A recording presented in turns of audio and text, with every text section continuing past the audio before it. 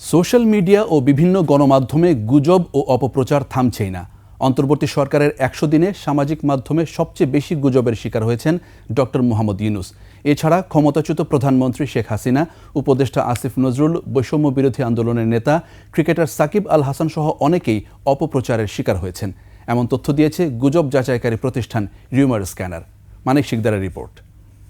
অন্তর্বর্তীকালীন সরকারের প্রধান উপদেষ্টা পদে অন্তর্বর্তী সরকার দায়িত্ব নেয়ার পর অপতথ্যের বিষয়ে শুরু থেকেই পর্যবেক্ষণ ও অনুসন্ধান জারি রেখেছে রিউমার স্ক্যানার। এই সরকারের ১০০ দিনে সামাজিক মাধ্যম সহ ইন্টারনেটের বিভিন্ন মাধ্যমে প্রচার হওয়া অপতথ্যের বিষয়ে সংক্ষিপ্ত পরিসংখ্যান প্রকাশ করেছে রিউমার স্ক্যানার। এই সময়কালের মধ্যে ৮৯৬টি ভুল শনাক্ত করেছে। এসব অপতথ্যের মধ্যে রাজনৈতিক অপতথ্য ছিল বেশি। ব্যক্তি হিসেবে এই সময় অপতথ্যের সবচেয়ে বড় শিকার ছিলেন অন্তর্বর্তী সরকারের প্রধান উপদেষ্টা ডক্টর মোহাম্মদ ইউনূস। তাকে জড়িয়ে ৯০টি অপতথ্য প্রচার করা হয়েছে। এছাড়া ক্ষমতাচ্যুত হওয়া সাবেক প্রধানমন্ত্রী শেখ হাসিনাকে জড়িয়ে ৭২টি গুজব প্রচার করা হয়েছে। এছাড়া ছাত্র জনতার গণ অভ্যুত্থানে নেতৃত্বস্থানীয় পর্যায়ে থাকা ২ সমন্বয়ক সার্জিস আলম ও হাসনাত আবদুল্লাহকে জড়িয়ে যথাক্রমে ২৪টি ও ১৮টি অপতথ্য প্রচার করা হয়েছে।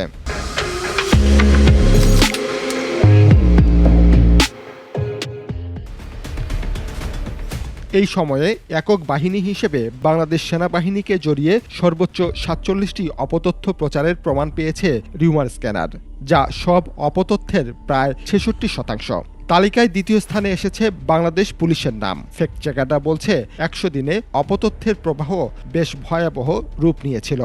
বেড়েছে চিন্ময় দাস গ্রেপ্তার ইস্যুর পর। এক্ষেত্রে ভারতীয় এক্স অ্যাকাউন্টগুলো সবচেয়ে বড় ভূমিকা রেখেছে এবং এর সাথে এবার একেবারে রীতিমতো যে তারা যে ক্যাম্পেইন চালাচ্ছে, এই ক্যাম্পেইনে রীতিমতো যোগ দিয়েছে হচ্ছে ভারতের মূলধারা গণমাধ্যমগুলো। ১০০ দিনের এই অপতথ্যের প্রবাহে রিউমার স্ক্যানার প্রকাশিত প্রতিবেদনগুলোর মধ্যে ছিল বাংলাদেশের রাষ্ট্র ক্ষমতার পট পরিবর্তনকে কেন্দ্র করে সামাজিক মাধ্যমে সাম্প্রদায়িক অপতথ্যের ভয়াবহতা।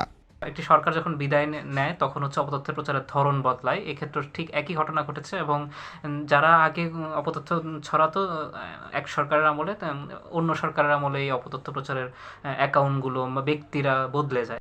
অপপ্রচার থামাতে সঠিক তথ্যের সরবরাহ করতে হবে। এজন্য সবচেয়ে বড় ভূমিকা রাখতে পারে স্বাধীন গণমাধ্যম। মানিক শিকদার, ২১শে টেলিভিশন, ঢাকা।